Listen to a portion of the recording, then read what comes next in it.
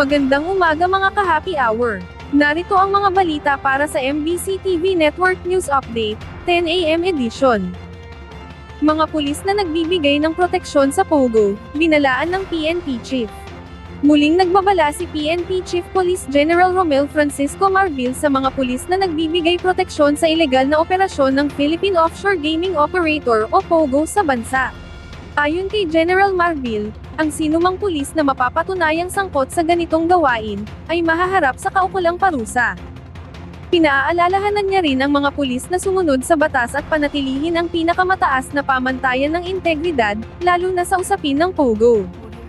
Kamakailan lamang ay pinaigting ng PNP ang kampanya laban sa illegal na operasyon ng POGO, na nagresulta sa pagpapasara ng ilan sa mga ito sa pamamagitan ng coordinated efforts ng Criminal Investigation and Detection Group at PNP Anti-Cybercrime Group.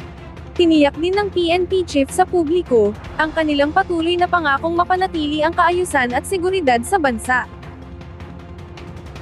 Samantala, Bamban-Tarlac Mayor Alice Guo, tinanggal bilang miyembro ng Nationalist People's Coalition. Tanggal na bilang miyembro ng Nationalist People's Coalition si Bamban-Tarlac Mayor Alice Guo, dahil sa pagkakasangkot niya sa ilegal na operasyon ng POGO sa kanilang bayan. Kinumpirma ito ni dating Senate President Vicente Tito Sotto III, kasunod ng naging rekomendasyon at petisyon ni Tarlac Governor Susan Yap. Sa sulat ni Sotto, binigyang diin nito na hindi nila kukonsintihin ang anumang maling gawain ng kanilang miyembro, na maaaring makaapekto sa partido. At yan ang mga balita para sa MBC TV Network News Update, 10 AM edition. Abangan ang mga susunod na balitaan mamaya, para sa 11 AM edition.